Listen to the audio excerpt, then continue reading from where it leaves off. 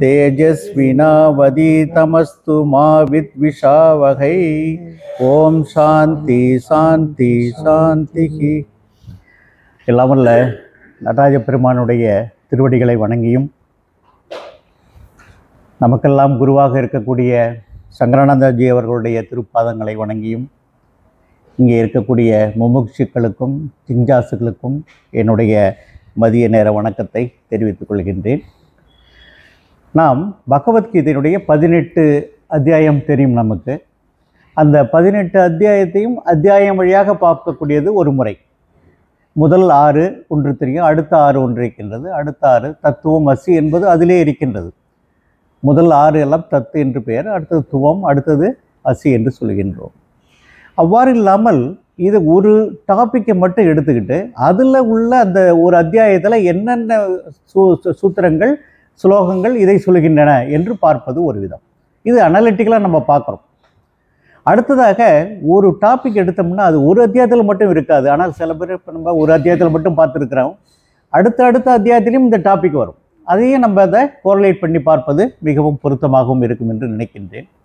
அவ்வாறு இன்று நாம் எனக்கு கொடுத்த டாபிக் வந்து என்னென்னா கால தத்துவம் என்று பெயர். இதற்கு முன்னாடி அவங்க இவர் நம்ம செந்தில் சார் எடுத்தார், அடுத்தது அவங்க காமம் பற்றி எடுத்தார்கள். அடுத்ததாக இன்று நாம் மூன்றாவதாக பார்க்கக்கூடியது வந்து கால தத்துவம் என்று பெயர். நமக்கெல்லாம் தெரியும், கோயிலில் போனோம்னா உடனே ஒரு ரவுண்டு பண்ணி நவகிரகம் பார்ப்போம். நவகிரகத்தின் பக்கத்தில் ஒரு பைரவர் இருப்பார், அதுவும் கால பைரவர்னு ஒருத்தர் இருப்பார். அந்த கால பைரவர்ங்கிறது அந்த காலம் என்றால், கால் என்றால் நேரத்தை குறிக்கக்கூடியவர். அந்த கால பைரவரை நம்ம கும்பிடாமல் வரக்கூடாது. எனக்கு பைரவர் வந்து சிவனுடைய அம்சம் அது. அதனால் பைரவர்லேயே அஷ்ட பைரவர் இருக்காங்க. அதில் ஒவ்வொரு கோயிலையும் ஒரு பைரவர் விசேஷமாக இருக்கும். அதேமாரி அந்த பைரவர் வந்து ஈகோவை நீக்கக்கூடியவர் முக்கியமாக. அடுத்ததாக நெகட்டிவிட்டி, எப்பொழுதுமே ஒரு திங்கிங் இருக்கும்போது செயல் செய்யும் பொழுது பாசிட்டிவாக செய்கிறது ஒரு பழக்கம். சில பேர் எடுத்தாலும் சில பேர் நெகட்டிவாகவே சொல்லிகிட்டு இருப்பாங்க. அவங்கக்கிட்ட போகக்கூடாது, நீங்கள் தவிர்த்து விடுங்கள். எப்பொழுதுமே எது முடியும் என்பது தன்னால் முடியும் என்று நினைக்கக்கூடியது, அந்த நெகட்டிவிட்டியை போக்கக்கூடியவர் தான் இந்த கால பைரவர். இன்று நாம் பார்க்கக்கூடிய இந்த அக்ஷர பிரம்ம யோகம் என்று பெயர். இந்த நம் கால தத்துவத்தை பார்க்கக்கூடிய இந்த 8வது அத்தியாயம், இந்த அத்தியாயத்திற்கு பெயர் என்னென்னா அக்ஷர பிரம்ம யோகம் என்று நாம் சொல்கின்றோம். இதிலே பகவான் என்ன சொல்கின்றார்? இதற்கு முன்னாடி உள்ள அத்தியாயத்திலே சொல்லக்கூடிய அதனுடைய தொடர்பாகத்தான் இதனுடைய முதல் 7 ஸ்லோகங்களும் அமைந்திருக்கின்றன. முதலிலே கிருஷ்ணர் ஒரு கோடு கொடுத்து விடுகிறார், ஒரு சின்ன ஒரு ஐடியா கொடுக்கிறார் அர்ஜுனனுக்கு. இந்தந்த கேள்வியெல்லாம் இவன் கேட்கலாம் என்று கொடுக்கின்றார். கேட்கின்றானா என்றும் பார்க்கலாம், இல்லை கேட்கின்றான் என்றும் கேட்கப்பட வேண்டும் என்றும் அவர் நினைத்திருக்கலாம். அவ்வாறு அந்த கிருஷ்ணர் 7வது ஸ்லோகம் இந்த அத்தியாயத்திலே 29வது ஸ்லோகத்திலே இந்த குறிப்பை அவனுக்கு அர்ஜுனனுக்கு உணர்த்துகின்றார். என்ன குறிப்பை உணர்த்துகின்றார் அப்படின்னு பார்த்தோம்னா, அந்த ஸ்ரீ பகவான் 7வது அத்தியாய முடிவில் தமது சமக்கிரக ரூபத்தை வர்ணித்தவாறு சொல்கின்றார். சமக்கிரக ரூபம் என்றால் என்ன? அந்த சமக்கிரக ரூபத்தில் என்னென்ன இருக்கிறது என்றும் பார்த்தோம்னா, பிரம்மம் இருக்கின்றது, அத்தியாத்மம் இருக்கின்றது, கர்மம் இருக்கின்றது, அதிபூதம் இருக்கின்றது, அதி தெய்வம் இருக்கின்றது, அதி யக்ஞம் என்று இருக்கின்றது. இந்த 6ஐயும் கிருஷ்ண பகவான் கொஞ்சம் உணர்த்துகின்றார். இதைத்தான் சமக்கிரக ரூபம் என்று நாம் சொல்கின்றோம். சமக்கிரக ரூபம்னா இதில் இந்த 6ல் எதில் வேணாலும் கிருஷ்ணன் இருப்பார், எது வேணாலும் அவருடைய தத்துவமாக இருக்கலாம். இதை சேர்ந்து 6ம் ஒன்றாகவும் இருக்கலாம். இதையெல்லாம் தான் சமக்கிரக ரூபம் என்று சொல்கின்றோம். ஒன்று பிரம்மமாக இருக்கலாம், அத்தியாத்மமாக இருக்கலாம், இல்லாட்டி கர்மமாக இருக்கலாம், அல்லது அதிதெய்வம், அதிபூதம், அதி யக்ஞமாக இருக்கலாம். இதெல்லாம் வந்து சேர்ந்த ஒரு கலவையினுடைய கூட்டு தான் அந்த சமக்கிரக ரூபம் என்று பெயர். அதுதான் அவனுடைய ரூபம், அவனுடைய தத்துவமாக அது விளங்குகின்றது என்று குறிப்பிடுகின்றார். இதனை அந்த சமக்கிரக ரூபத்தை அறியும் யோகியர்கள் அந்திய காலத்தில் தம்மை அடைவதும் கொடுத்து பகிர்ந்தார். இதையும் சொல்கின்றார். இந்த அத்தியாயத்தில் 8வது அத்தியாயத்திலேயே முதலாவதாக அந்த 7 கேள்விகளுக்கும் பதிலும் சொல்கின்றார். அடுத்ததாக 2வது கருத்து என்ன கூறுகின்றனர்? அந்திம காலத்திலே வந்து அவனுடைய நினைவு எவ்வாறு இருக்க வேண்டும், அவனுக்கு அந்த நினைவு இறைவனோடு ஒன்றி இருந்தால் அவனுக்கு அடுத்த ஜென்மத்திலே அந்த பிரம்மலோகம் கிடைக்கும் என்று சொல்கின்றார். கடைசி நேரத்தில் நம்ம பார்க்குறோம், நிறைய பேர் ஐயோ உயிர் எழுதாவும் போயிட்டோமே, அவனை கூப்பிடு இவனை கூப்பிடுன்னு பார்க்குறோம், அவரை பார்க்குறாங்க. ஸோ இதெல்லாம் வந்து அந்த நினைவுகளை தப்பி தவித்து விடுகிறது. ஆனால் இறக்கும் பொழுது அந்த இறைவனோடு ஒன்றிய ஒரு சிந்தனையோடு அவன் அந்த காலத்தில் இருந்தால் அடுத்த பிறப்பு அவனுக்கு நன்றாக இருக்கும் என்பதையும் இந்த அத்தியாயத்திலே அவர் உணர்த்துகின்றார். தே பிரம்ம தத்விது கிருத்ஸ்னம் இத்தியாதினா பகவதா அர்ஜுனஸ்ய பிரச்சன பீஜாணி உபவிஷ்டாணி அதக தத் பிரச்சனார்த்தம் என்று சொல்கின்றார். இதனுடைய அர்த்தம் என்னன்னா, அந்த பிரம்மத்தையும் முழுமையான அத்தியாத்மம் என்றால் நமது உடம்பிலே தேகத்திலே ஆத்மா இருக்கிறது என்றை உணர்வைத்தான் அத்தியாத்மம் என்று சொல்கின்றோம். எல்லாருடைய உடம்பிலும் ஆத்மா இருக்கின்றது. அந்த அத்தியாத்மத்தை நாம் உணர வேண்டும் என்று சொல்கின்றார். அதனால அந்த அறிகின்றார்கள், இவர் சில பேர் இதை அறிகின்றார்கள் என்று இந்த 7வது அத்தியாயத்தில் 29வது ஸ்லோகத்திலே கூறுகின்றார். அதை வைத்துத்தான் அந்த அர்ஜுனன் இந்த கேள்விகளை எல்லாம் கேட்கின்றான். என்ன கேள்வியை கேட்கின்றான்? அந்த அர்ஜுனன் இந்த அத்தியாயத்தின் மற்றும் 2வது ஸ்லோகங்களில் பிரம்மம் என்பது என்ன என்று கேட்கின்றார். எல்லாருக்கும் வரக்கூடிய கேள்விதான். சில பேர் கேள்வி கேட்க மாட்டோம், சில மனசோடு வைத்துக் கொள்கின்றோம். அவன் அர்ஜுனன் கேட்டு விடுகின்றான், பிரம்மம் என்றால் என்ன அப்படின்னு முதல் கேள்வியாக கேட்கின்றான். 2வது அத்தியாத்மம் என்பது என்ன 2வது கேள்வியாக அவன் கேட்கின்றான். 3வது கர்மம் என்றால், ஐயா இப்போ சொன்னாங்க செந்தில் ஐயா, கர்மம் என்றால் நைஷ்கர்மியம் என்று சொன்னார்கள். அந்த கர்மம் என்றால் என்ன, அதிபூதம் என்றால் என்ன, 4வது கேள்வி அதிபூதம் என்றால் என்ன, 5வது கேள்வியாக அதி தெய்வம் என்றால் என்ன என்று கேட்கின்றான். இதெல்லாம் தொடர்ந்து அவன் ஒரே ஸ்லோகத்திலே கேட்டு விடுகின்றான். 2வது ஸ்லோகத்திலும் கொஞ்சம் கேட்கிறான். முதல் 2 ஸ்லோகத்திலும் இந்த கேள்விதான் அந்த 8வது அத்தியாயத்திலே இருக்கின்றது. அடுத்ததாக மேலும் அவன் என்ன சொல்றான், மதிசூதனா கிருஷ்ணா அதியஜம் என்பவன் யார் என்றும் இந்த 6 கொஸ்டினையும் கேட்கின்றான். அடுத்தது இன்னொன்று கடைசியில் கேட்கின்றான், கட்டுப்படுத்தப்பட்ட மனதுடையவர்களால் மரண காலத்தில் எவ்விதமாக அறியப்படுகின்றீர்கள், அவனை நீங்கள் இறக்கும் தருவாயிலே நீங்கள் எவ்வாறு அவனை உணர்கின்றீர்கள் என்று கேட்கின்றான். இதைத்தான் அந்திம காலத்திலே அந்த இறைவனோடு சிந்தனையோடு இருக்க வேண்டும் என்று ஒரு முக்கியமான நிகழ்ச்சியாக இருக்கின்றது.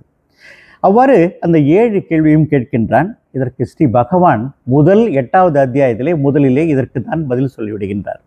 என்ன பதில் சொல்லிவிடுகின்றார் என்று நாம் பார்ப்போம். இதெல்லாம் முக்கியமான கொஸ்டினாக இருக்கின்றது. ஸ்ரீ பகவான் என்றால் என்ன, யார் அவர், பிரம்மம் என்றால் என்ன? அந்த ஸ்ரீ பகவான் என்ன சொல்றாருன்னா, அழிவற்றது இந்த பிரம்மத்தின் இயல்பு என்று கூறுகின்றார். அழிவில்லாதது, எல்லாமே அழியக்கூடியது, எல்லாம் காலத்துக்கு உட்பட்டது, ஆனால் பிரம்மம் மட்டும் காலத்துக்கு உட்படாதது என்று சொல்கின்றார். இந்த பிரம்மத்தினுடைய இயல்பு என்னவென்றால் அழியாதது ஒன்று. 2வது ஓங்காரத்தினுடைய அர்த்தமும் பிரம்மம்தான். ஓங்காரம் என்றால் ஓம் என்று சொல்கின்றோம். அதில் 3 அட்சரம் இருக்கின்றது. அட்சரம் என்றாலே அழியாதது என்று சொல்கிறோம். அட்சரம் என்றால் அழியது, அட்சரம் என்றால் அழியாதது. அதனால் அந்த ஓங்கார என்ற அட்சரமும் பிரம்மனுக்கு ஈக்குவலாகத்தான் சொல்ல வேண்டும். இதனால் பிரம்மம் என்பது எப்பொழுதும் அழியாமல் நிலையாக இருப்பது தான் அதனுடைய பதிலாக கூறுகின்றார் பகவான். 2வது அந்த ஆத்மாவாக இருப்பது தான் இந்த அத்தியாத்மம் என்று பெயர். நம்ம உடம்புல எல்லாருடைய எதிரிலும் ஆத்மம் இருக்கிறது, ஆத்மா இருக்கின்றது. எவ்வாறு சூரியனை மேகம் மறைத்து கொண்டிருக்கின்றதோ, அம்மா இவங்க சொன்னாங்க, கற்பகம் சொல்கிற மாதிரி எல்லாம் காமத்தினால் மறைக்கிற மாதிரி இது வேற விதமாக மறைக்கப்படுகின்றது. அந்த மேகம் மறைப்பதனால் சூரியனை நம்மளால் பார்க்க முடியவதில்லை. அந்த சூரியன் தான் ஆத்மா, நம்மளுடைய உணர்ச்சிகள் தான் காமம், கோபம் எல்லாமே என்னது, எல்லாமே மேகமாக இருக்கின்றது.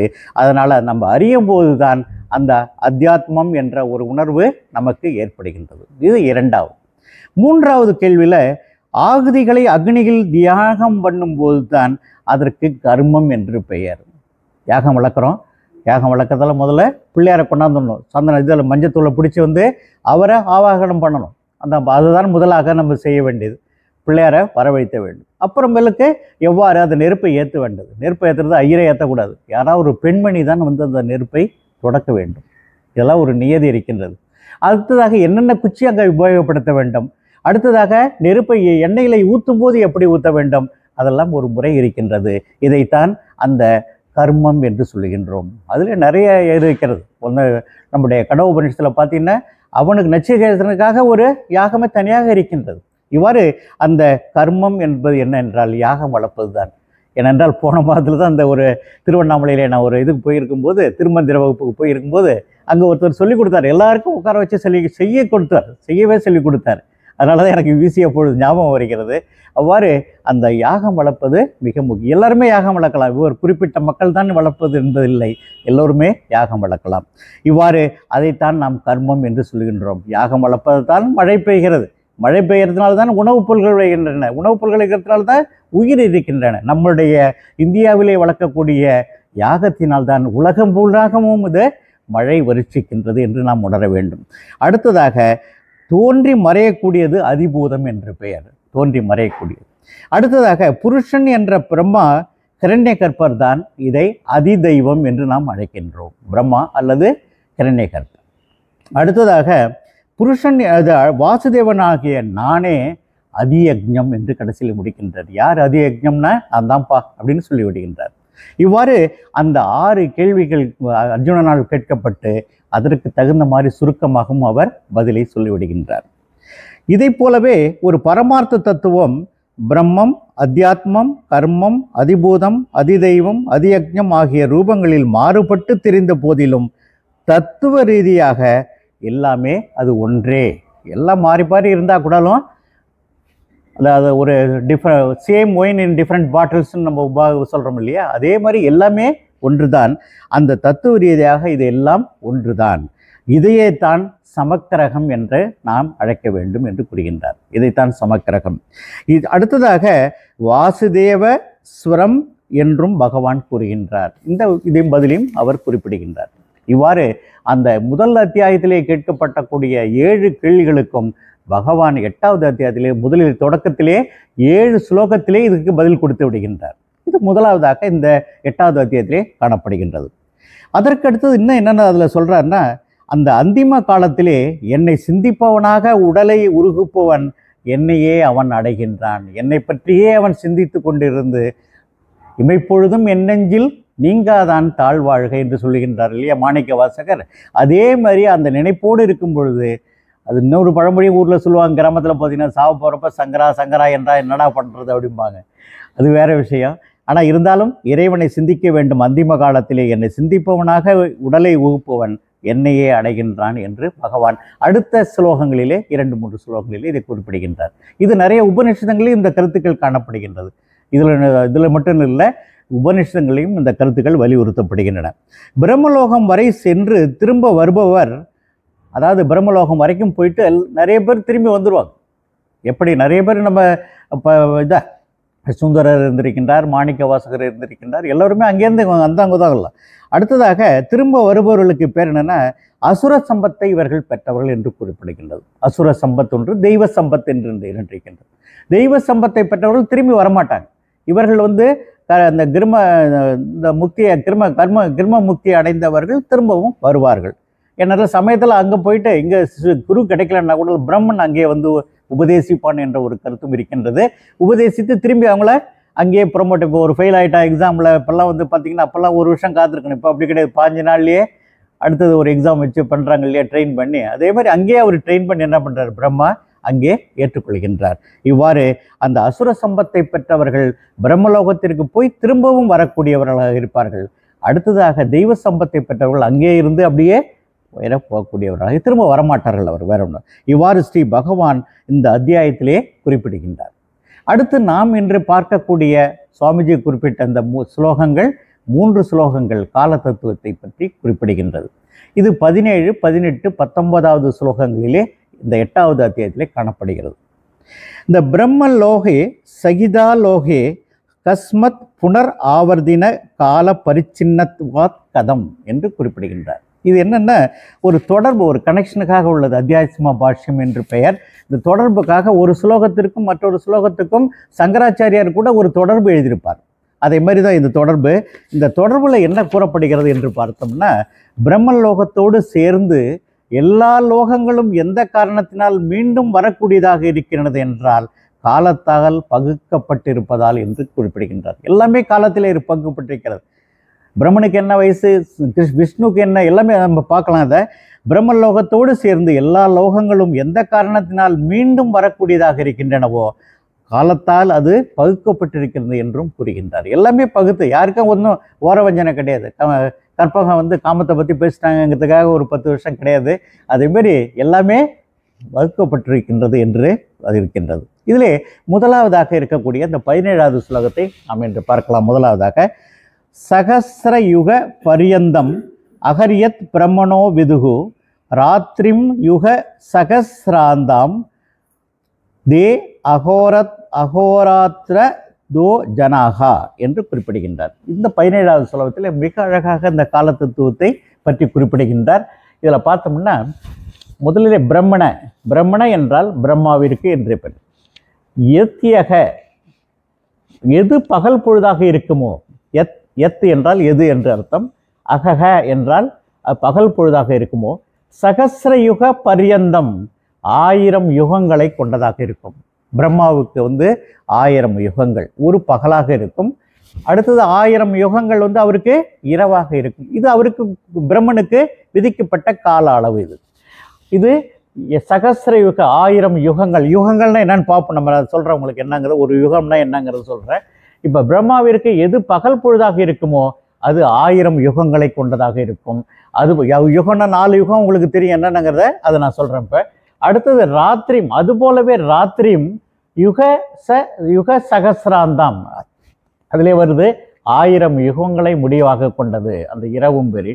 அதேமாதிரி இதனை எவர்கள் தத்துவ ரீதியாக அறிகின்றார்களோ அந்த ஜனங்கள் அல்லது யோகிகள் பகல் இரவை அறிந்தவர்களாக இருக்கின்றார்கள். எப்படி இந்த பிரம்மனுக்கு 1000 யுகங்கள் ஒரு பகலாகவும் அடுத்த 1000 யுகங்கள் இரவாகவும் பிரம்மனுக்கு இருக்கின்றது. இதைத்தான் இந்த முதல் ஸ்லோகத்திலே கூறுகின்றார். இந்த அடுத்ததாக இதில் பார்க்கும்போது நான் கொஞ்சம் உங்களுக்கு முன்னாடி சொல்லிடுறேன், இந்த யுகங்களை பற்றி கொஞ்சம் சொல்லிடுறேன். இதில் மிக நுண்ணிய கால அளவு பரமாணு என்று பெயர். அணுக்கள் பார்க்குறோம், அணுக்களில் நிறைய ஔவையார் பாடி இருக்கிறாங்க. அணுவை புகுத்தி தயாரித்த குரல் என்று சொல்கின்றார். அதேமாதிரி மிக நுண்ணிய கால அளவு பரமாணு என்று, அணுவை விட சின்னது என்னது பரமாணு என்று பெயர். 2 பரமாணுக்கள் சேர்ந்தது ஒரு அணு, 2 பரமாணுக்கள் சேர்ந்தது ஒரு அணு என்று கூற வேண்டும். 3 அணுக்கள் சேர்ந்த திரசரேணு என்று பெயர். அதுக்கு பேர் திரசரேணு என்று பெயர், அணு என்று பெயர். அடுத்ததாக பல கனி வழியே வரும் சூரிய கிரகணங்களை பார்க்குறோம். சூரிய கிரகணம் வரும்போது பார்த்தீங்கன்னா காலையில் நல்லா வேகமாக அந்த ஓட்டில் வீட்டில் நல்லா தெரியும். அதில் பார்த்தீங்கன்னா அந்த குப்பை டஸ்ட்டெல்லாம் பார்த்தீங்கன்னா அப்போ தான் நல்லா தெரியும். அதில் பார்த்தீங்கன்னா அவ்வளோ டஸ்ட் இருக்குது, நம்ம உள்ளார தெரியும். இதில் அதற்கு அந்த இதுக்கு பேர் என்னென்னா அந்த திரசேனு பரப்பதை, அந்த திரசேனுன்னு பேர், அந்த அணுக்களுக்கு பேர் திரசேன் என்று பெயர். அடுத்ததாக இவ்வாறான 3 திரசேனுக்களை சூரிய ஒளி கடக்கும் நேரமே அந்த 3D என்று குறிப்பிடுகிறது. அந்த 3 திரசேனை சேர்ந்ததை ஒரு 3D என்று, 3Dனா தீனா படக்கூடாது, இத்தனை 3D என்று பெயர். 100 3Dகள் சேர்ந்தது ஒரு வேதம் என்று குறிப்பிடப்படுகிறது. அதாவது காலத்தினுடைய அளவு நம்மெல்லாம் இப்போ செகண்டு, மைக்ரோ செகண்டுன்னு இருக்குது, அப்புறம் நிமிஷம் இருக்குது, அப்புறம் நம்ம இதெல்லாம் கணக்கெலாம் வைத்திருக்கிறோம். இதற்கு முன்னாடிலாம் பார்த்தீங்கன்னா எங்களுக்கு சின்ன வயசில் இருக்கும்போதெல்லாம் எங்கள் ஃபாதர்லாம் சொல்லுவாங்க நாழிகை, 2.5 நாழிகைம்பாங்க, 1.5 நாழிகைம்பாங்க. அப்போல்லாம் கணக்கு புரியாது நமக்கு, ஈஸியாக 60 செகண்டுங்கிறது கணக்கு வந்துச்சு. நாழிகை என்றால் 2.5 நாழிகள் சேர்ந்தது ஒரு மணி கணக்கு அவங்களுக்கு. அதேமாரி அந்த ஒரு வேதம் என்றும் 3 வேதங்கள் சேர்ந்தது ஒரு லவம் என்று ஒரு அளவு இருக்கின்றது. அடுத்ததாக 3 லவங்கள் சேர்ந்தது தான் ஒரு நிமிஷம் என்று பெயர். அப்போ ஒரு நிமிஷத்துக்கு கீழே இவ்வளோ இருக்கு பாருங்கள் கணக்கை. அப்போ சின்ன சின்ன சின்ன சின்ன சவுண்டுக்கும் அவங்க காலத்துக்கும் என்ன பண்ணியிருக்காங்க, ஒரு பெயரை குறித்து வைத்திருக்கின்றார்கள். அதேமாரி ஒரு நிமிஷம் என்றும் 3 நிமிஷங்கள் சேர்ந்தது ஒரு க்ஷணம், ஒரு க்ஷண நேரத்தில் உடையாந்துட்டான்பா அப்படின்னு சொல்கிறோம். அப்போ 3 நிமிஷங்கள் சேர்ந்தது தான் ஒரு க்ஷணம் என்று பெயர். அடுத்ததாக 5 க்ஷணங்கள் சேர்ந்தது ஒரு காஷ்டா என்று ஒரு குறிப்பு பேர் இருக்கிறது, காஷ்டா. அடுத்ததாக 15 காஷ்டாக்கள் சேர்ந்தது லகு என்று சொல்கிறோம்.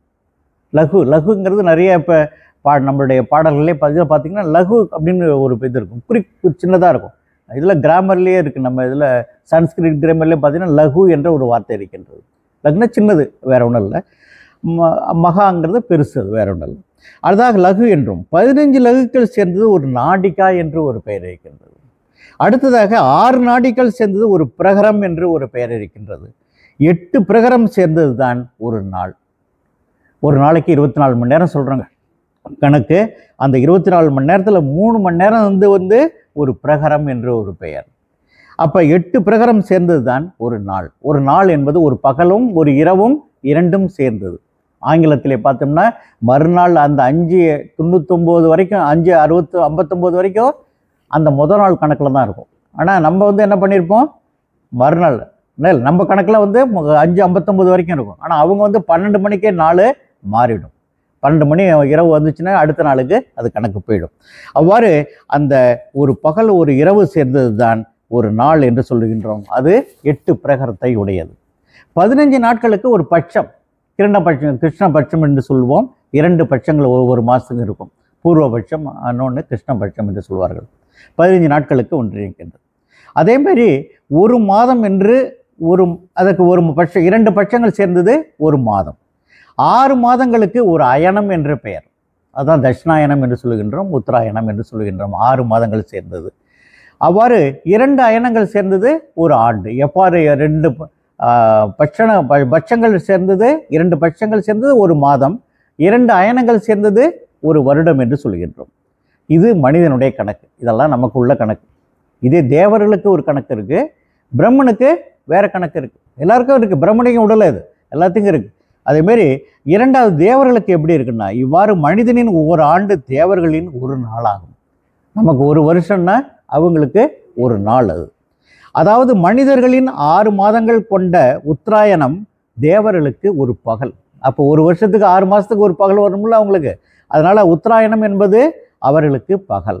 அதனால உயிரை விடும்போது கூட சில பேர் சொல்லுவாங்க, உத்தராயணத்தில் போக வேண்டும், தட்சிணாயனத்தில் போகக்கூடாது அந்த உயிர். அதனால தான் வந்து மகாபாரதத்தில் பார்த்தோம்னா இவர் இருக்கார் இல்லையா, பீஷ்மர், அவர் வந்து வில்லு படுக்கையிலேயே படுத்திருப்பார். உயிரே போகாது. ஏன்னா அதுக்காக வெயிட் பண்ணுறார். உத்தராயணத்துக்காக வெயிட் பண்ணி மோட்சத்துக்காக போகிறதுக்காக வெயிட். அதுமாரி அந்த உத்தராயணம் அளவிலே போக வேண்டும். அதேமாரி உயிர் போகும்போது மேல் நோக்கி செல்ல வேண்டும். கீழ் நோக்கி போச்சுன்னா அது வந்து அடுத்த பிறகு பீடையாக பிறந்துரும்பாங்க. அதனால் மேல் நோக்கி தான் போக வேண்டும். அந்த சகசிரநாம வழியாக போக வேண்டும் என்று சொல்வார்கள். இவ்வாறு அந்த தட்சிணாயனம் தேவர்களுக்கு ஒரு இரவாக இருக்கின்றது. அதேமாரி அவங்களுக்கு 360 நாள் சேர்ந்தது ஒரு நாளாக இருக்கிறது. அதில் தட்சிணாயனம்ங்கிறது ஒரு நாள் பகலாக இருக்கிறது, இது இரவாக இருக்கிறது. உத்தராயணங்கிறது உங்களுக்கு பகலாக இருக்கிறது, இது தேவர்களுக்கு.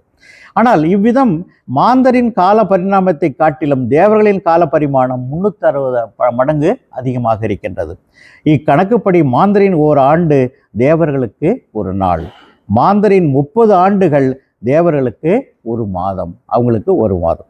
மாந்தருள் 360 ஆண்டுகள் தேவர்களின் ஒரு திவ்ய வருஷம் என்று பெயர். அதுக்கு பேர் ஒரு திவ்ய வருஷம். 360 வருஷம் நமக்கு இருந்தோம்னா தேவர்களுக்கு அது வந்து ஒரே ஒரு வருடம் தான் திவ்ய வருஷம் என்று அழைக்க வேண்டும். இதெல்லாம் வச்சு அடுத்ததாக 4 யுகம் நமக்கு தெரியும். இப்போல்லாம் நம்ம இருக்கிறது கலியுகத்தில் இருக்கிறோம். அதேமாரி சத்திய யுகம் ஒன்று இருக்கின்றது, திரோதா யுகம் என்று, துவாபர யுகம் என்று இருக்கின்றது, கலியுகம். இப்பொழுது கலியுகம் நடந்து கொண்டிருக்கின்றது. ஒவ்வொன்றுக்கும் ஒரு வருஷம் இருக்கிறது. முதலாக சத்தியயுகத்துக்கு பார்த்தா 17,28,000 வருஷங்கள் அதற்கு உள்ளது. அந்த சத்தியயுகத்தில் மக்கள்லாம் ரொம்ப இதாக இருப்பாங்களாம், ரொம்ப மக்கள் நல்லவர்களாக இருப்பாங்க. திருடு இதெல்லாம் வந்து சுத்தமாக அதில் இருக்காதும்பாங்க, பொய் புரட்டு எதுவுமே இருக்காது. துரோதா யுகத்தில் பார்த்தீங்கன்னா 12,96,000 வருஷம் அதற்கு இருக்கின்றது. துவாபர யுகத்துக்கு பார்த்தீங்கன்னா 8,64,000 வருஷம். கலியுகத்துக்கு 4,32,000 வருஷம். இப்போ கலியுகம் கிட்டத்தட்ட முடிய போகுது. இல்லை நம்ம 2ல் இருக்கிறோம். இது எல்லாத்தையும் சேர்த்தோம்னா 43,20,000 வருஷங்கள் ஒரு கம்ப்ளீட்டாக அந்த 4 யுகத்துக்கும் சேர்ந்ததாகும். இந்த யுகத்திற்கு பேர் தான் மகா யுகம் என்று சொல்லுகின்றோம். இது 4க்கு சேர்ந்ததுக்கு மகா யுகம் என்று சொல்லுகிறோம், அல்லது திவ்ய யுகம் என்றும் இதை அழைக்கலாம். இது ஒரு பீரியட். இப்போ மனிதர்களுக்கு எப்படின்னு பார்த்துட்டோம், தேவர்களுக்கு எப்படின்னு பார்த்தோம். அடுத்ததாக இந்த யுகங்கள் எப்படி இருக்கின்றது என்று ஒரு பார்க்குறோம். தேவர்களின் 1000 திவ்ய யுகங்கள், தேவர்களின் 1000 திவ்ய யுகங்கள், தேவர்களுக்கு 1000 போச்சுன்னா அதுதான் பிரம்மதேவருக்கு ஒரு பகல். அப்போ எப்படி அடுத்தது பிரம்மா தான் சுப்பீரியர்னு நம்ம பார்க்கணும். அடுத்ததாக இந்த ஓர் இரவு, அதே கால அளவு தான் ஒரு இரவு அவர்களுக்கு இருக்கின்றது பிரம்மாவுக்கு. அது 1000 திவ்ய யுகம் சேர்ந்தால் ஒரு பகல். அதேமாரி 1000 திவ்ய யுகம் சேர்ந்தால் பிரம்மாவிற்கு ஒரு இரவு. அந்த இரவு நேரத்தில் தான் மகா பிரளயம் நடக்கின்றது. அந்த பகல் நேரத்தில் தான் மகா சர்க்கம் நடக்கிறது, பிறப்புகள் நடக்கின்றது. இதுதான் வந்து பிரளயம் என்று சொல்கின்றோம். எல்லா உயிர்களும் போய் பிரம்மாவிடம் ஒடுங்குவதற்கு பேருத்தான் இந்த ஒரு சைக்கிள். இவ்வளவு வருஷம் ஆனால் அதெல்லாம் இவ்வளவு மகா பிரளயம் நடக்கும்.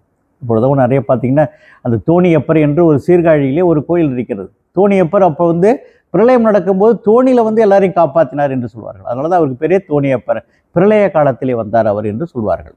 இவ்வாறு அந்த இரவு வந்து பிரளயமாக, இது உங்களுக்கு மூன்றுக்கும் ஒரு கம்பாரிசன் நல்லாக தெரியும்.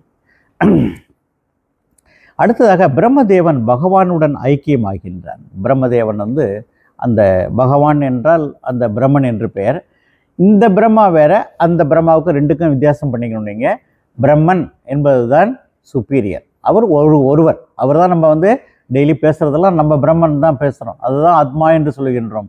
இந்த பிரம்மன் யார் என்றால் பிரம்மன், ருத்திரன், விஷ்ணு இதெல்லாம் வந்து அடுத்ததாக சகுன கடவுளாக வருகின்றார். அவன் நிர்குண பிரம்மன். இவர்கள்லாம் மாயையோடு சேரும் பொழுது அந்த மூன்றாக வருகின்றார்கள். இதையெல்லாம் நம்ம சகுன பிரம்மன் என்று சொல்கின்றோம். அதில் வரக்கூடியதுதான் பிரம்மா என்று சொல்கிறோம். அதை பிரம்மன் என்று நாம் சொல்ல வேண்டும். ரெண்டுக்கும் ஐடென்டிஃபை பண்ணிங்க. இவர் நான்முகன், இவருக்கு இப்போ பிரஜாபதினு ஒரு பேர் இருக்கு, ஆனால் அவர் வந்து பிரம்மன் என்று சொல்லுகிறோம். இவ்வாறு அந்த கீதையிலே பார்த்தோம்னா அது 9வது அத்தியாயத்தில் 7, 8 ஸ்லோகத்திலையும் இது குறிப்பிடப்படுகின்றது. மனிதர்கள், தேவர்கள், பிரம்மன் எல்லாமே கால வரம்புக்கு உட்பட்டது என்று நாம் நினைக்க வேண்டும். அதுதான் ஐயா சுவாமிஜி நம்ம கொடுத்துக்கிறாங்க, கால வரம்புக்கு எல்லாம் உட்பட்டது தான். நீங்களும் பேசும்பொழுது 1/2 மணி நேரம் தான் பேசணும் அப்படின்னு கால வரம்பு நமக்கு நிச்சயப்பட்டிருக்கிறது. இருந்தாலும் கொஞ்ச நாள் ஜாலி ஆகிட்டுமா, ஒரு 10 நிமிஷம் பேசு. இவ்வாறு நாம் இரவில் உறங்கும் போது உலகையும் மறந்து விடுகின்றோம். மறுபடி உலக நினைவு நமக்கு வருகின்றது. பிரம்மதேவரின் இரவு காலத்தில் சம்பூர்ண சிருஷ்டி நடக்கின்றது. அங்கே ஒடுங்கி விடுகின்றது. எல்லா உயிரினங்கள் எல்லாமே, உயிர் உள்ளது உயிரற்றது எல்லாமே அதோடு ஒடுங்கி விடுகின்றது. அடுத்ததாக பகல் நேரத்தில் மறுபடியும் அது உற்பத்தி ஆகின்றது. அடுத்ததாக இது இரவு மற்றும் பகலின் கடைசி எல்லையாகும். இது ஆதவனால் ஏற்படுவதில்லை, சூரியனால் ஏற்படுவதில்லை, பிரகிருதினால் ஏற்படுவது. பாக்கி எல்லாமே வந்து ஆதவனால் ஏற்படக்கூடியது. நம்ம ஒரு நாள் எதை சொல்கிறோம், 24 மணி நேரம் சொல்கிறோம். சூரியன் இங்கே தொகுத்து இந்த பக்கம் போகும்போது பகல் 12 மணி நேரம் என்று சொல்கின்றோம். அடுத்தது இரவு நேரம் 12 மணி, அது எல்லாமே சூரியனால் நிர்ணயிக்கப்படுகின்றது. ஆனால் இந்த பிரம்மனுக்கு மட்டும் பிரகிருதியினால் அவனுக்கு நேரம் அளக்கப்படுகின்றது என்பது ஒரு வித்தியாசம் இரண்டுக்கும். இவ்வாறு அளவில்லாத பரிமண்டலத்திலிருந்து திவ் அணுகம் உண்டாகின்றது என்று பிரம்மசூத்திரம் மாதிரியே மற்றொரு நூல் எழுதப்பட்டிருக்கின்றது. இது சிங்கேரியினுடைய மடாதிபதி எழுதியிருக்கின்றார். அந்த நூலுக்கு பேர் வையாசிக நியாயமாலா என்று பெயர்.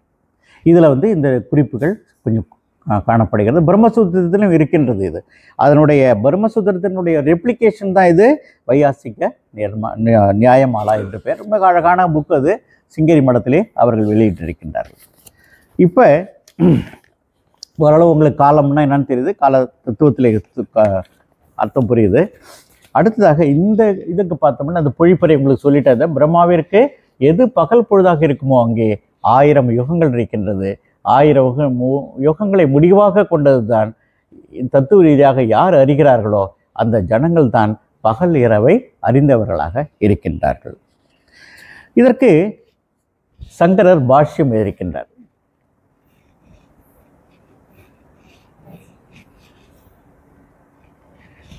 பாஷ்யம் இருக்கின்றது. எப்பொழுதுமே இந்த பகவத்கீதையோடு சங்கருடைய பாஷ்யம் போய் மறந்து போயிட்டுது. யாருமே அதை வந்து சொல்கிறது இல்லை. இப்போ அதை அப்படியே அது கிடைச்சாலும் நமக்கு சமஸ்கிருதத்தில் தான் கிடைக்குது. தமிழில் நமக்கு பாஷ்யமுக்கு இல்லை. ஏதோ குறிப்பிட்ட சில பேர் தான் எழுதியிருக்கிறாங்க. அதேமாதிரி பார்க்கும்பொழுது அவருடைய எண்ணம் எப்படி இருக்கிறது, இந்த சுலோகத்தை படிக்கும்போது அவர் என்ன நினைத்திருக்கிறார். ஏனென்றால் நம்ம படிக்கக்கூடிய உபநிஷதங்கள்லாம் அவர் இல்லை என்றால் அந்த உபநிஷதம் நம்ம படிக்க போகிறதில்ல, நமக்கு கிடைச்சிருக்காது. அவர் தான் அதற்கு முன்னோடியாக இருந்திருக்கின்றார். அவர் தான் அந்த 10 உபநிஷத்தையும் தேர்ந்தெடுத்திருக்கின்றார். 108 உபநிஷத்தில் 10 எடுத்திருக்கின்றார். முதல் 10 நமக்கு படிக்கின்றோம். அவ்வாறு அவர் என்ன நினைக்கிறார் என்று பார்த்தோம்னா அந்த பாஷ்யத்தில் சகஸ்ர யுக பரியந்தம், என்னுடைய தமிழில் மட்டும் சொல்லிடுறேன், எவருடைய பகல் பொழுது 1000 யுகங்களாய் முடிவாக கொண்டுள்ளதோ அது சகஸ்ர யுக பரியந்தம் எனப்படும். அது பிரம்மாவனுடைய, அதாவது பிரஜாபதியினுடைய விராட்டினுடைய பகல் பொழுது என்று நாம் அறிகின்றோம். விராட்டுன்னு ஒன்று இருக்குது, இன்னொன்று வந்து கிரண்யகற்பம் என்று சொல்கின்றோம். கிரண்யகற்பங்கிறது உள்ள அவ்வியக்தமாக இருக்கக்கூடியது, வியக்தமாக இருக்கக்கூடியது தான் அதை விராட்டு என்று சொல்கின்றோம். அதுதான் அந்த பிரஜாபதி என்று சொல்கிறோம். இது பிரம்மன் என்று பெயர். அடுத்ததாக இந்த பாஷ்யத்திலே ராத்திரிம் அபியுக சகசிரானந்தம் அக பரிணாமம் ஏவ, இதற்கு மேலும் ராத்திரியும் கூட பகல் பொழுதில் அதை போலவே 1000 முகங்களை கொண்டது என்று இவர் சங்கராச்சாரியாரும் இதை கூறுகின்றார். இவர்கள் எவ்விதம் அறிகின்றார்கள் எனில் அது குறித்து சொல்லப்படுகின்றது. அவர்கள் அகோராத்திரவித்த என்ற காலக்கணக்கை அறிந்த ஜனங்கள் என்று அர்த்தமாகும். எந்த காரணத்தால் காலவரையற்ற உள்ளதாக அந்த லோகங்கள் இருக்கின்றனவோ அந்த காரணத்தால் அந்த லோகங்கள் மீண்டும் வரக்கூடியதாக இருக்கின்றது. எது குறிப்பிட்ட காலத்தில் நிர்ணயிக்கப்பட்டிருக்கிறதோ அது மட்டும்தான் திரும்பி திரும்பி வரும். எவ்வாறு லயமாகிறதோ திரும்பி சிருஷ்டி ஆகிறதோ இதெல்லாம் காலத்தினுடைய கட்டாயம். இது இல்லைன்னா திரும்பி வராது, சைக்கிள் வராது. அதனால தான் இந்த கடைசி இதிலே குறிப்பிடுகின்றார். இவ்வாறு இந்த 17வது ஸ்லோகம் இவ்வாறு காலத்தினுடைய மிக முக்கியமான ஒரு ஸ்லோகமாக நாம் கருத வேண்டும். இப்போ அடுத்ததாக இந்த 18வது ஸ்லோகத்திற்கு போகலாம்.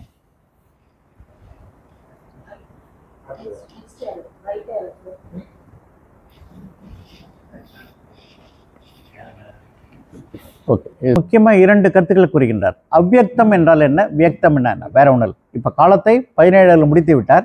இப்போ 18 பார்த்தோம்னா அவ்வியக்தாத் வியக்தயாக சர்வாக பிரபந்தி அகாரகாகமே ராத்திரியாகமே பிரலியந்தே தத்ர அவ்வியக்த சஞ்சகே என்று கூறுகின்றார். இந்த ஸ்லோகத்தில் என்ன அர்த்தம்னா, அகராகமே என்றால் பிரம்மாவின் பகல் பொழுதின் ஆரம்ப காலத்தில். அடுத்ததாக அவ்வியக்தாத் அவ்வியக்தத்தில் இருந்து பிரம்மாவின் சூட்சும சரீரத்தில் இருந்து, முன்னாடி நம்ம தத்துவபாதம் நடத்தும் போது இதெல்லாம் பார்த்தோம். சூட்சும சரீரம் என்றால் என்ன, ஸ்தூல சரீரம் என்றால் பார்த்தோம்.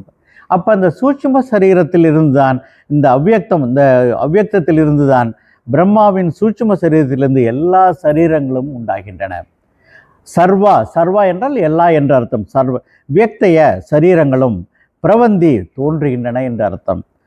ராத்திரியாகமே பிரம்மதேவரின் இரவு ஆரம்பிக்கும் பொழுது அந்த அவ்வியக்த சம்ஜகே ஏவ அவ்வியக்தம் எனப்படும் பிரம்மதேவரின் சூட்சும சரீரத்திலே எல்லா சரீரங்களும் அடங்கின்றன. அதாவது இந்த சூட்சும சரீரத்திலிருந்து எல்லா உயிர்களும் தோன்றுகின்றன பகல் பொழுதிலே. அது வியக்தம் என்று சொல்கின்றோம். அடுத்து வியக்தமான எல்லா உயிர்கள் உள்ளது உயிரற்றது எல்லாமே என்னது திரும்பியும் அங்கே போய் ஒடுங்குகின்றது. அது இரவு நேரத்திலே ஒடுங்குகின்றது. அதற்கு பேர் அவ்வியக்தம் என்று நாம் குறிப்பிடுகின்றோம். இந்த இதில் அவ்வியக்தம் என்றால் என்ன, வியக்தம்னா தெரியுது. இதெல்லாம் மாயையினால் நடக்கக்கூடியது. நம்ம அந்த தத்துவபோதம் நடத்தும் போது இதெல்லாம் பார்த்தோம். அந்த மாயை தான் இதுக்கு மிக முக்கியமாக இருக்கின்றது. மாயை பிரம்மனுடைய உதவியினால என்ன பண்ணுது, அதுதான் இந்த உலகத்தை தோற்றுவிக்கின்றது. திரும்பவும் அது ஒடுங்குகின்றது. ஒடுங்குகிறதுக்கு பேர் அவ்வியக்தம் என்று சொல்கின்றோம். தோன்றுவதற்கு பேர் வியக்தம் என்று நாம் குறிப்பிடுகின்றோம். இவ்வாறு பிரம்மாவின் பகல் பொழுது தொடங்கும் போது அனைத்து விதமான வியக்தம் என்று வெளிப்பட்ட சராசரமாக ஜீவராசிகளும் அவ்வியக்தத்தில் இருந்து தோன்றுகின்றன. ராத்திரி பிரம்மாவின் பகல் பொழுது தொடங்கும் போது அனைத்து விதமான வியக்தம் வெளிப்பட்ட எல்லாமே இதே தான் குறிப்பிடப்படுகின்றது. அடுத்தது இதில் சங்கர பாஷ்யம் என்ன சொல்கின்றார் என்று நாம் பார்க்கலாம். அவ்வியக்தம் என்றால் பிரஜாபதியினுடைய தூக்க அவஸ்தையாகும். ரொம்ப அழகாக குறிப்பிடுகின்றார். பிரஜாபதி என்றால் பிரம்மனுடைய தூக்க நேரம். அந்த தூக்க நேரத்தில் எல்லா உயிர்களும் அங்கே போய் ஒடுங்குகின்றன. அந்த அவ்வியக்தத்தில் இருந்து பிரம்மாவிற்கு பகல் பொழுது வரும்போது பிரம்மா விழிப்படையும் போது அதற்கு வியக்தம் என்று வெளிப்படுகின்றவைகள் என்று கூறுகின்றார் சங்கராச்சாரியார். அதாவது ஸ்தாவர என்றால் அசையாதவை, அசையாத கற்கள் எல்லாம் மலையெல்லாம் இருக்கின்றன. இதெல்லாம் ஸ்தாவர என்று சொல்கின்றோம். ஜங்கமங்கள் என்று அசைக்கின்றன. மரம் செடி கொடி எல்லாமே உயிரினங்கள் எல்லாமே ஜங்கமங்கம் என்று சொல்கின்றோம். என்ற லட்சணத்தை உடைய அனைத்து பிரஜைகளையும் இது இந்த வியக்தத்தினால உற்பத்தி ஆகின்றன என்று சங்கராச்சாரியர் கொஞ்சம் அடிஷன் கொடுத்துருக்கிறாரு. இவர் என்ன செஞ்சிருக்காருன்னா ஸ்தாவர ஜங்கமங்கள் சொல்லியிருக்கிறார். 2 வார்த்தைகளையும் இங்கே ஆட் பண்ணியிருக்கிறார். அதே போல அடுத்த பாஷ்யத்தில் பார்க்கும்போது அதுபோலவே பிரம்மாவிற்கு ராத்திரி வரும்பொழுது தூக்க காலத்தில் வெளிப்பட்ட வியக்தம் அனைத்தும் அதிலேயே, அதாவது முன் சொல்லப்பட்ட அவ்வியக்தம் என்ற பெயரை உடையிலேயே நன்கு லயத்தை அடைகின்றது என்று சங்கராச்சாரியர் திரும்பவும் அதிலேயே குறிப்பிடுகின்றார். இவ்வாறு இந்த 18வது ஸ்லோகத்திலே பார்த்தோம்னா 2 கருத்துக்கள் அங்கே முக்கியமாக குறிப்பிடப்படுகின்றன. ஒன்று அவ்வியக்தம், மற்றொன்று வியக்தம். அவ்வியக்தம் என்றால் ஒடுங்குகிறதுக்கு பேர். அந்த அடுத்து வியக்தம் என்றால் எல்லாமே உற்பத்தி ஆகக்கூடியதாக நாம் கருத வேண்டும். இப்பொழுது அடுத்தது 19வது ஸ்லோகம்.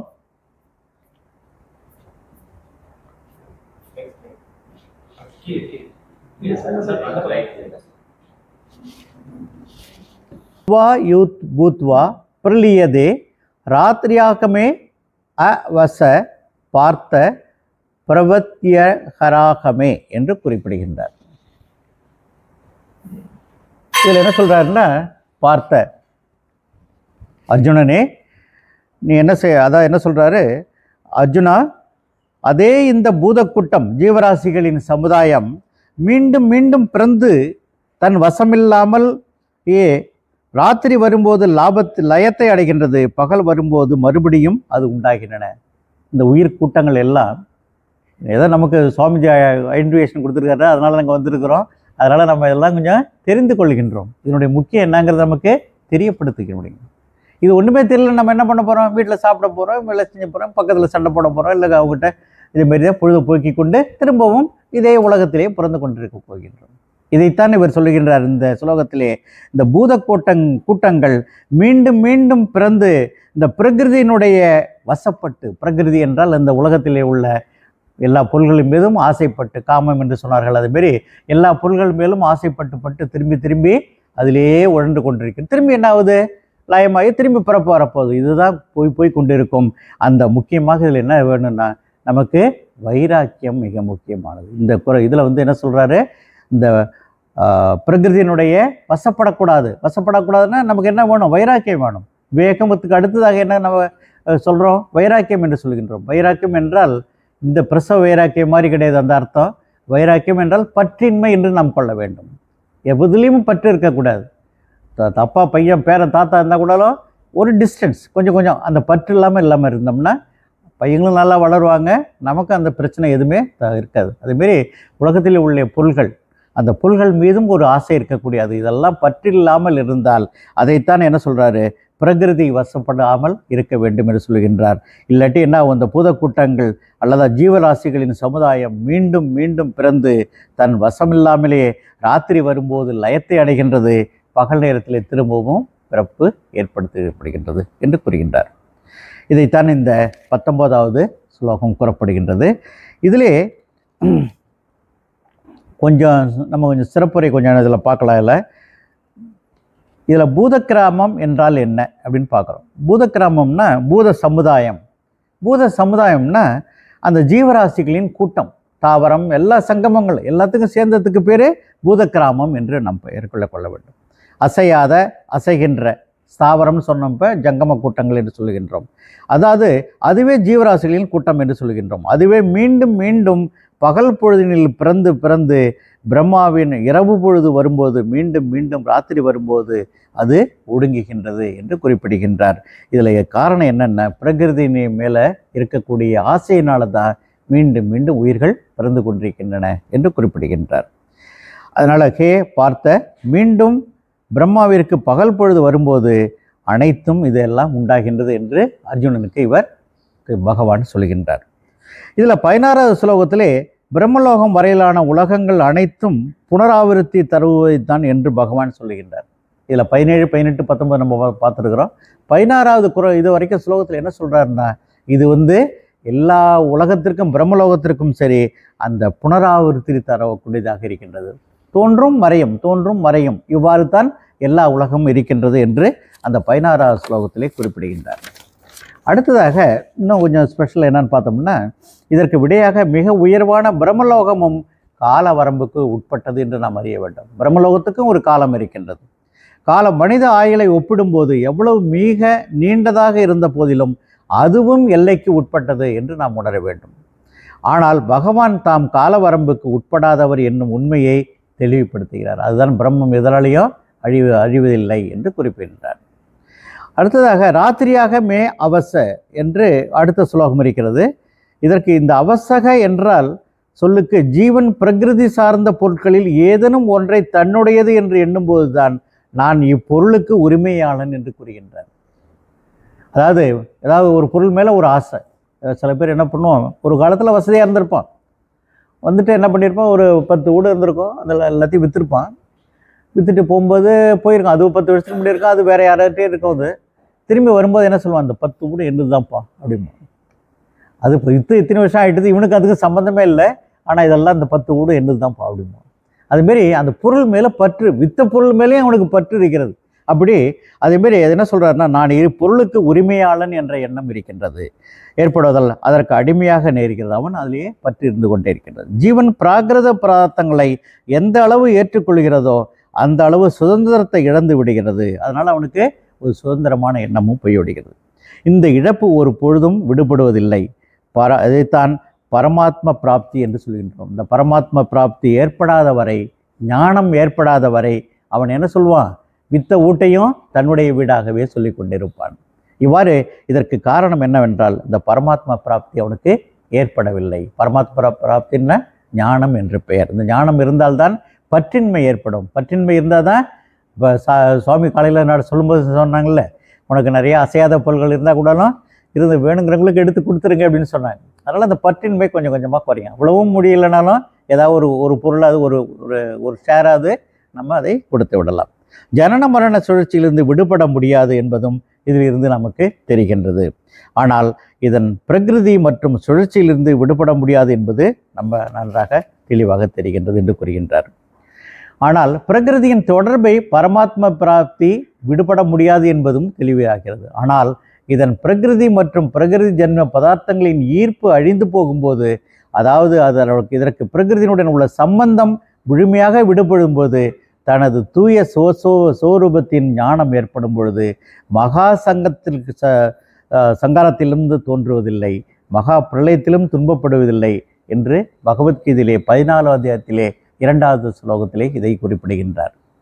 இதிலிருந்து என்ன தெரியுதுன்னா, அந்த நம்மளுடைய பிரகிருதி மேலே ஒரு ஆசை இருக்கக்கூடாது, பற்றின்மை இருக்கக்கூடாது என்பதையும் இந்த ஸ்லோகத்திலே வலியுறுத்துகின்றார். இவ்வாறு அந்த அடுத்தது ஒரு இது இருக்கு இல்லையா, ஸ்ரீமத் பாகவதம் நிறைய பேர் கேள்விப்பட்டிருப்பீங்க. அருமையான ஒரு நூல் அது. அதுவும் வியாசர் எழுதியது தான். ஏனென்றால் சங்கராச்சாரியர் அது தொடலையா, என்ன காரணம்னு எதுவும் நமக்கு தெரியல. எவ்வாறு நமக்கு 2வது அத்தியாயத்திலேருந்து தான் அவர் இது எழுதியிருக்கிறார், பாஷ்யம் எழுதியிருக்கின்றார். அது 11வது ஸ்லோகத்திலேருந்து தான் எழுதியிருக்கின்றார். முதல் அத்தியாயத்தில் ஏன் எழுதலன்னு நமக்கு தெரியாது. அதே மாதிரி தான் இந்த ஸ்ரீமத் பாகவதம் அருமையான கதை நூலாக இருந்தாலும் அதிலே நிறைய அத்வைத கருத்துக்கள் புரிந்து கிடைக்கின்றன.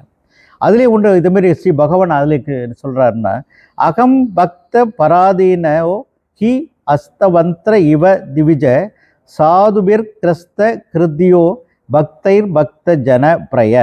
இதற்கு அர்த்தம் என்னன்னா,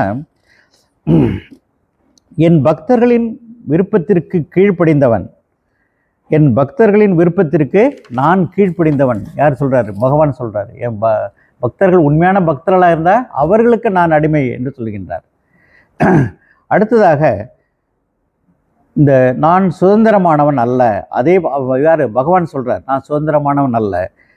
பிராமணரே, எல்லா பௌதிக ஆசைகளிலிருந்து முற்றிலும் விடுபட்டுள்ள தூய பக்தர்களால் என்னுடைய இதயம் அவர்களுக்கு கட்டுப்பட்டிருக்கிறது என்று சொல்கின்றார். யார் தூய்மையான அன்போடு இருக்கிறாங்களோ அவங்களுக்கு நான் கட்டுப்பட்டவன் என்று பகவான் இங்கே சொல்கின்றார். அவர்கள் பக்தர்களாக இருப்பதால் என்னுடைய பக்தன் மட்டுமன்றி பக்தனும் எனக்கு மிகவும் பிரியமானவன். இதுதான் நம்ம அடியாருக்கும் அடியேன் என்று சொல்கின்றார். தில்லை வாழ் அந்தனர்தம் அடியாருக்கு அடியேன்கிற மாதிரி இவர் என்ன சொல்றார்? பக்தனின் பக்தன் என்று மிகவும் பிரியமான அவன் எனக்கு மிகவும் பிரியமானவன் என்று இந்த ஸ்ரீமத் பாகவத்திலே குறிப்பிடுகின்றார். இந்த பாகவத கருத்து 9வது கண்டம், 9வது மொத்தம் 12 அத்தியாயம் அதில் இருக்கிற புஸ்தகம். இதில் 9வது நூல் இது. அதில் 4வது காண்டம் 63வது ஸ்லோகத்தில் இது ஒரு யாருக்கு சொல்கிறாங்கன்னா, துர்வாசர் அம்பரீஷனுக்கு சொல்கிறார். அம்பரீஷனுங்கிற ஒரு ராஜா, அவனுக்கு இது சொல்லும்போது இந்த கருத்துக்களை உபயோகப்படுத்துகின்றார். அதனால் அந்த ஸ்ரீமத் பாகவதம் மிக அருமையானது. அதிலே பகவத்கீதைக்கு அதுக்கு நிறைய தொடர்பு இருக்கிறது. நிறைய இந்த கருத்துக்களும் அந்த கருத்துக்களும் இருக்கின்றன. இவ்வாறு இந்த நேரத்தை 1/2 மணி நேரத்துக்கு மேலே எடுத்துட்டேன். ஒன்று சாப்பிட்ற நேரத்துலையும் பேசக்கூடாது, சாப்பிட்டு முடித்த பிறகும் கொஞ்சம் பேசுகிறதுக்கு எல்லாருக்கும் கஷ்டமாக இருக்கும். அதனால் இதோடு எனக்கு இந்த வாய்ப்புக்கு நன்றி கூறி வணக்கத்தை தெரிவித்துள்ளேன்.